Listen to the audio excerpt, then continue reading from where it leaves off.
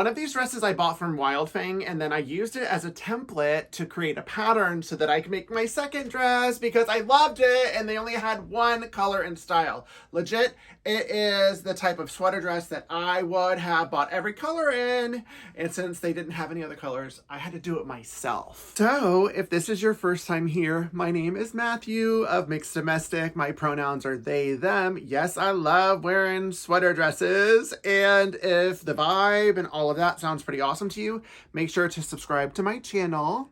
And then don't forget to hit that little bell button to get notified anytime a new video of mine comes out. So let me show you the dress that I bought. It is this one and I love it. And honestly, it's the perfect length because since I'm new to wearing dresses, I have to ease into it in corporate America for my day job. So this is something I would wear professionally, and I have, and I love it, and I feel comfortable. And the length is perfect, the fit is perfect. When I came out as non-binary, one of the first things I said was I was excited to wear sweater dresses because they always look super comfortable. And my friend Brittany, who's also my assistant and my trainer, reminded me of this whenever we went to Wildfang, which is a non-binary, non-gendered clothing store in Portland, Oregon, to try this on. And I went for stuff that was in my comfort, and she kept bringing me stuff in the dressing room to try on. And when I saw this and I tried it on, I was like, oh. And they haven't had any other colors come out, and it fits perfectly. So I decided that I was going to make my own. I got this fabric from Britex Fabrics, which is a landmark in San Francisco. They are fantastic, and their fabric selection is next level. And wow, wow, wow, wow. Wait till you see me in this because it is a next level situation. So if you want to learn how to take your favorite sweater dress, anything like this, it could be a knit shirt, it could be a t-shirt, how to take that as a template, create a pattern to where you can then sew one yourself, then this is the video for you. Let's get into it. So I took some grocery bags, paper ones, and I'm using a high heat steam iron. I used the natural seam line of the bags to open it up and pressing it so I can use this to create the pattern out of the dress that I love. So I'm going to fold this dress that I love and adore on the seams like so, and then line it up along this straight edge that I made sure was straight. I had to add a little bit to it down here just to account for the seam allowance. Trace it, and then I'll have a pattern. So this is where it goes, and I'm going to trace it not including the seam allowance. Oh, it curves a little bit. I love that. Okay, so make sure not to. I can straighten it after, I figure.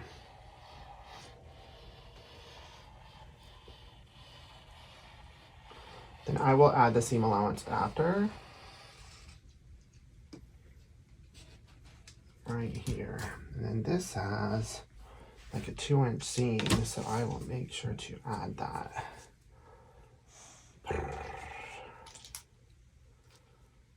So like so. Boop, boop, like that. Okay, and there's a little bit of curve to this. So I'm going to draw this one and then add 2 inches across the board. Like so, right? And then I will do the same up here, right here, and then this is where the front collar is. And then this is where the back collar is. Like so. And so I will make a curve, a pin, and I'm going to poke through the paper.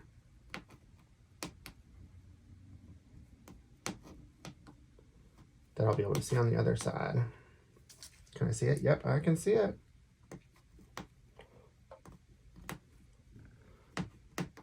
So it'll help me estimate the curve better.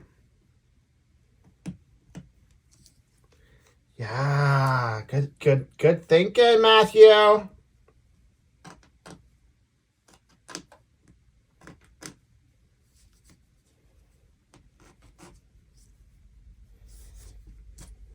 Yep. And then from that, oh my God, that was so smart. That was like just me thinking. Matthew, that was that was clever. I'm sorry. That was super clever. Yay me. And then I can do the same with the armhole. Okay, yeah, I'm winging it. I've never done this before, so.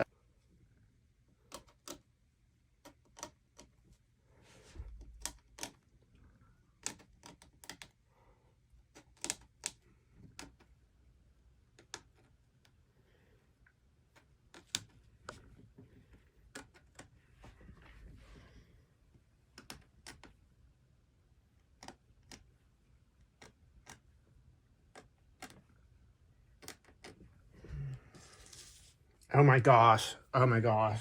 Yeah, look what I did. Look what I did right here.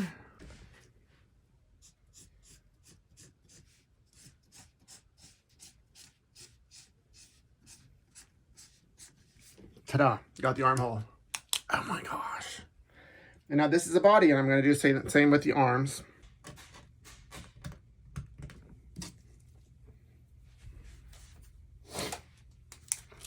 And then use this.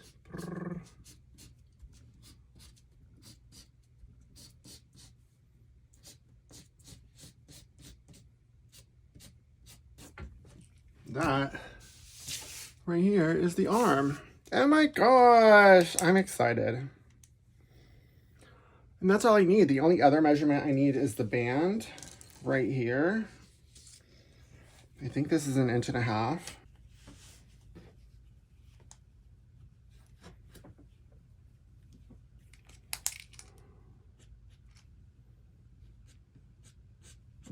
Okay.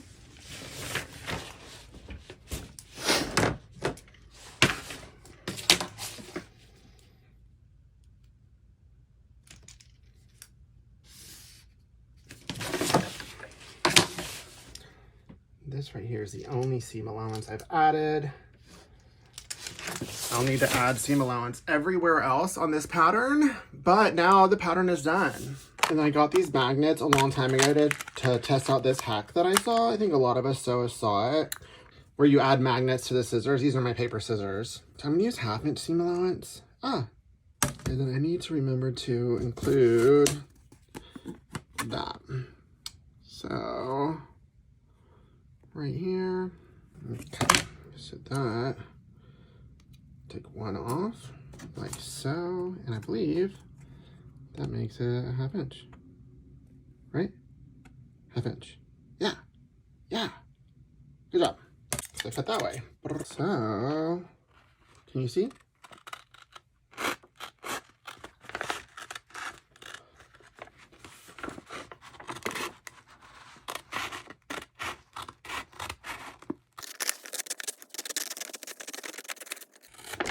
Oh my God, that was so much easier than drawing it out again. Wow, look at me with my hacks. These are 2mm refrigerator magnets. I got a bunch.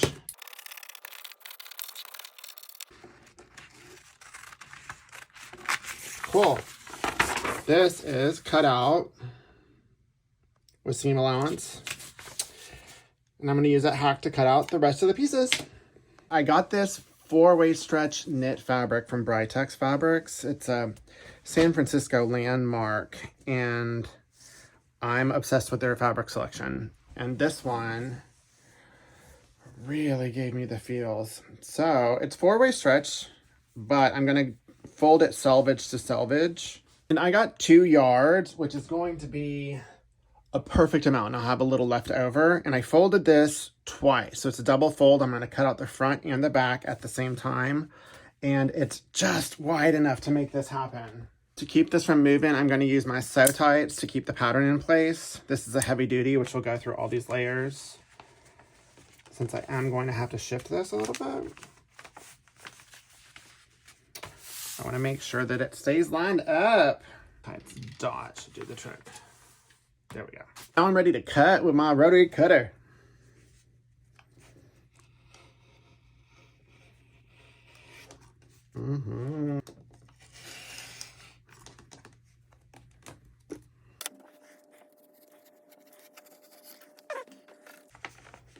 See, this is where I'm going to shimmy it up like that.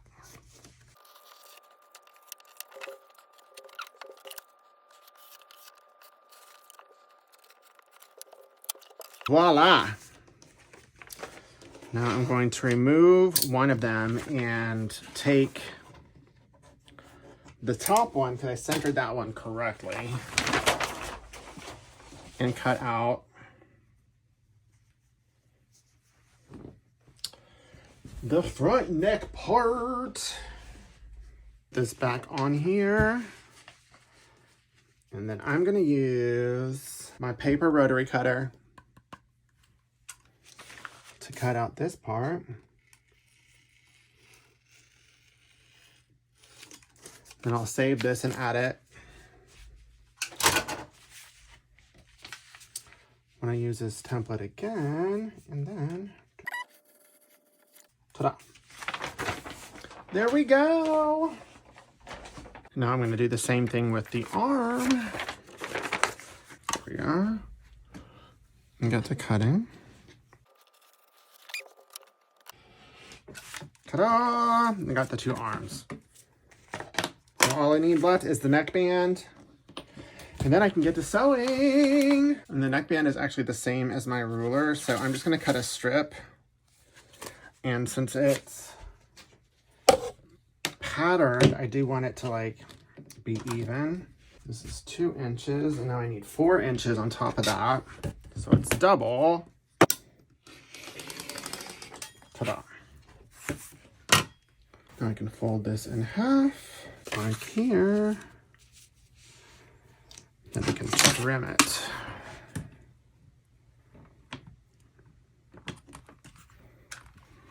And I have a neckband. Ready to sew. So I am going to use my serger for this since it works with knit fabulously. And the first part that you're going to sew is the top of the main body. So you're going to line up the front and back pieces and make sure that these 2 top shoulder edges are lined up. I'm using sew tights once again. And then that's all we're going to do here before attaching the arms. Let me raise this up. Dun, dun, dun, dun, dun, dun, dun, dun. There we go. And I'm just going to sew this right now.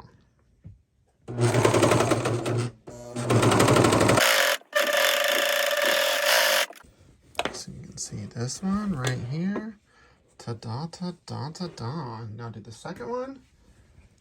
Skip the neck part. Go to the other shoulder.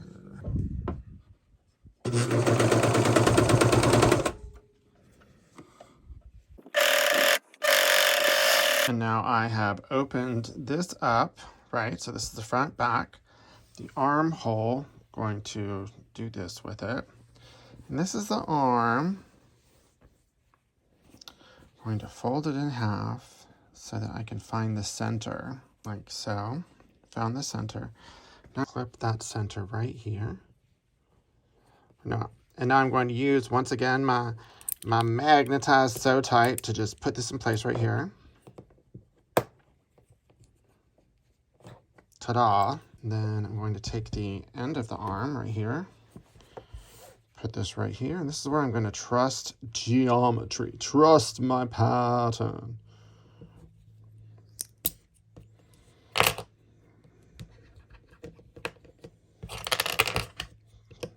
And then I will do the same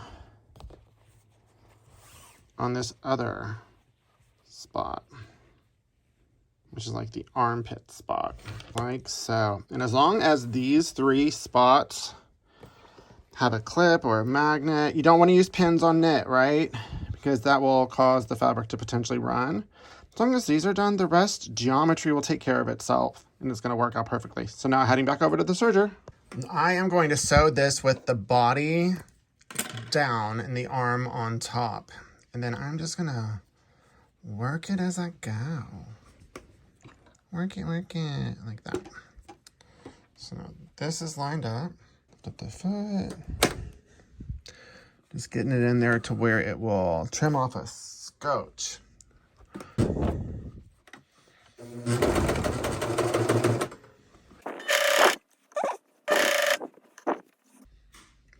And as you can see, it all lines up perfectly. Perfectly. When working with knits, you want to make sure not to stretch the fabric when it goes through the serger or the sewing machine if you're using a stretch stitch on a sewing machine.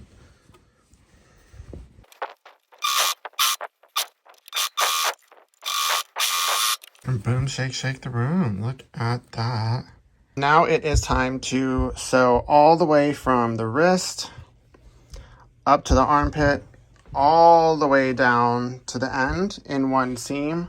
This is the only place that I need to make sure that it's cool, is right here on these seams, because I want them to be even on top of each other. And then as long as the pattern was cut great, then it should line up perfectly, and don't stretch it.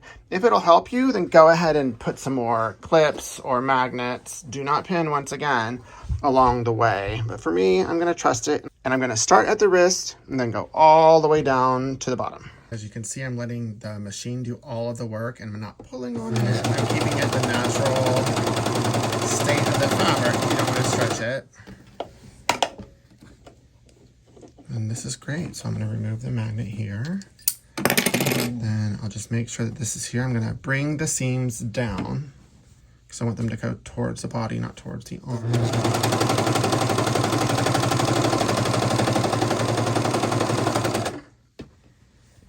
And then once this armpit seam hits the needle, then I'm going to straighten this out and we're good to go. Before you do the whole length, just make sure that this ends where it needs to end in case you need to do any kind of adjustment. So the next thing is this collar piece. So bring it right sides together, like so. And then now I'm just going to stitch up on that. And now with the neckband and with the neck hole, we're going to mark quarters. So this is 1/4. And I'm going to mark another quarter right here. That's inside the seam allowance. See it? And then match this up with this. See?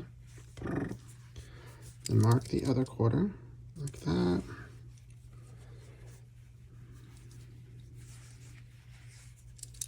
And the other one. Ta-da. So now we have all 4 of the band marked. And then now I'm going to mark the quarters here by folding this neck in half.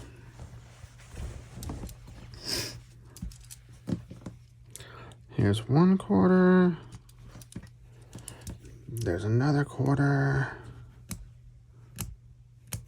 And the quarter is not going to be this seam. So I am going to take where this one is and this one is, and open it up. Ta-da, see? Ta-da! And then fold it to where those 2 marks match. And that's going to tell you where the other quarters are here, which for my garment is about 1 inch in front of that back seam. So now I'm going to take the neck band, fold it in half, like so, to where the raw edges match. Then I need to make sure the directionality is the same. So this is what I'm looking for.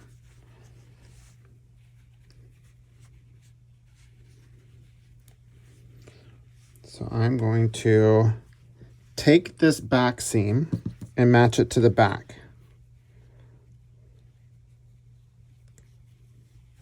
And I'm going to clip it in place, right? Then I'll take the front mark and clip it where the front mark is. And then do the same with these 2 side marks right here. Once again, do not do it on the seam. Do it where that mark was, which is like 1 inch ahead of that seam. There we are. Ta-da.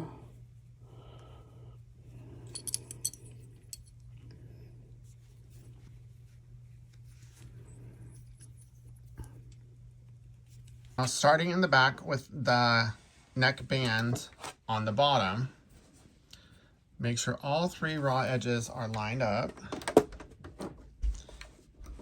And then sew around in a circle.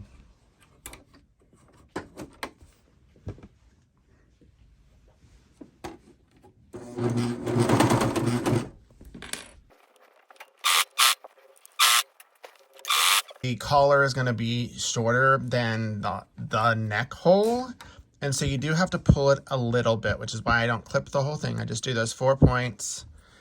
Just pull it to where it's taut enough. So pull it to where it's taut enough to where the neck hole is at its most dormant state. You don't need to stretch the neck hole, but you do need to stretch the neck band.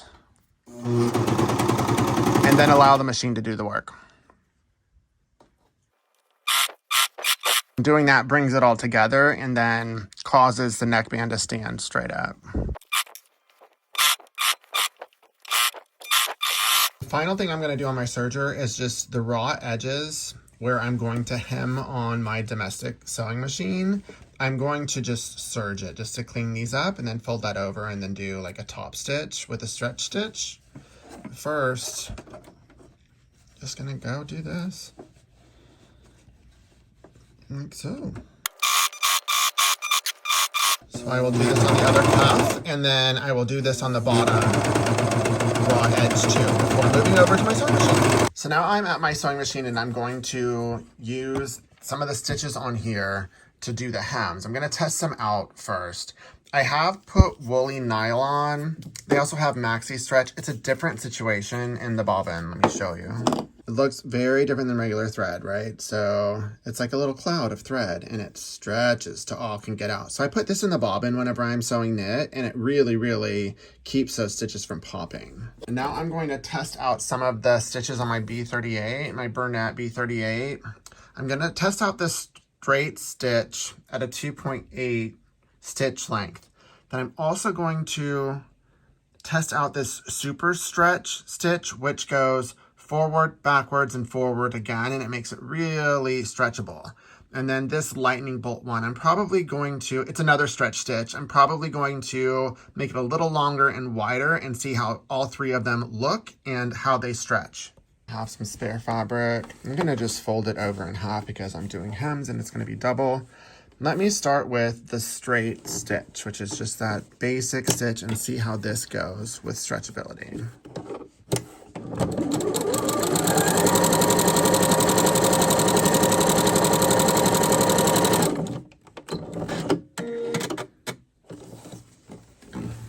Okay, so look at how it looks.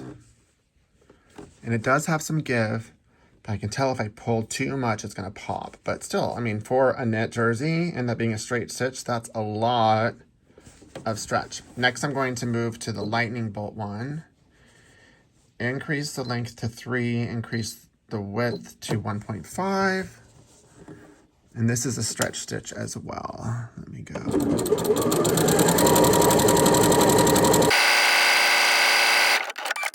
Okay, so this is what it looks like.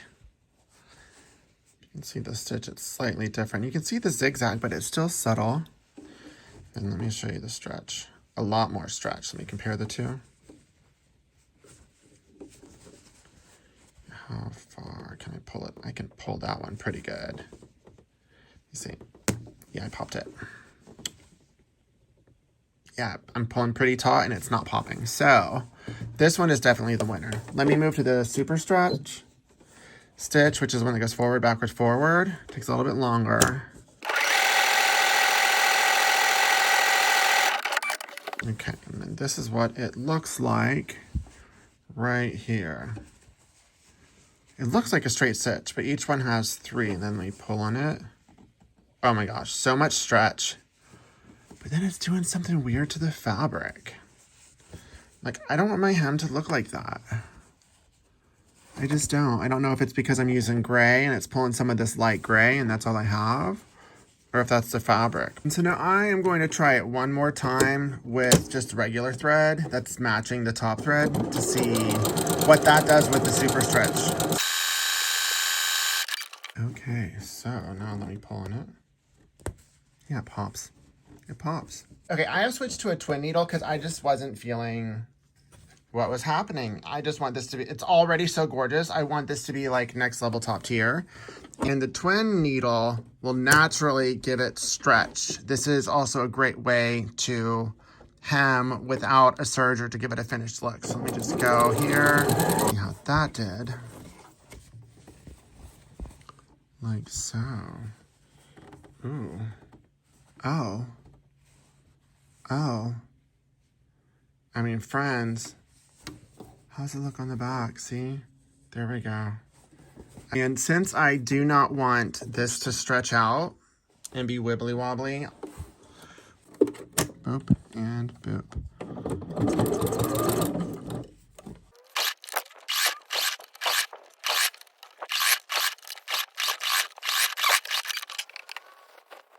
Oh my gosh. Yeah. Turn this right side out. So on the bottom hem, I need it to be a little bit more precise. So I'm going to use this right here. It's a guide that's made out of like a stiffer felt product made by Clover that you can iron on. And I am doing my bottom hem at roughly 1 3/4 inches. And there's a curve, so I need to make sure to accommodate for the curve. And what I love about this guide is you can iron on it. So I'll press it. Remove this, and then put a clip on it, and then I'll rotate and go, I don't know, 6 inches or so to make sure I go all the way around the hem and accommodate for that curve. I bought this a while back ago, and I've never used it, but this is a perfect opportunity just for me to make sure that I line it up correctly where I want it, precisely, right there.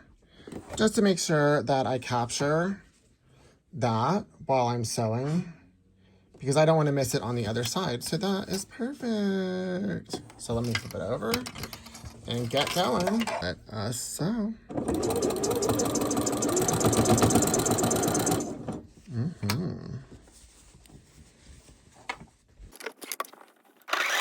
Oh, I should use that more often. That's fabulous. I'll keep going all the way around until I finish this bottom hem. Now that I've finished, let me show you the hem. Ah, oh, gorgeous. And let me flip it over. Look at how clean that is. Yeah, that tool is definitely one I'm going to use. Look, clean profesh. And this is the finished dress right here. Like, it fits like a glove. Oh my God, it's amazing. It is my favorite pieces of apparel that I have ever made myself. And a lot of y'all don't know that I started sewing apparel for myself and my kid. That's how I got into all of this. Let me show you the length so you see the proper length. Like, it's right here. No, I wouldn't wear sweatpants. I would actually, for sure, change the earrings. Yeah, for sure, these would be the earrings. Not sure if I would want like a chain. I definitely need to get some more rings. It's a work in progress, right? But then I would definitely wear it with these faux leather cream pants and my camo shoes, because this would look, and then I could get like a little waist corset or a belt if I wanted to accentuate all of the curves. But really, it fits so well that like even natural. So friends, if you have a piece of clothing that fits you perfectly, yeah, instead of trying to find more like that, why not sew it yourself? Hopefully this tutorial has given you the ammo, the tools, and the inspiration to do just that. So until next time, happy sewing!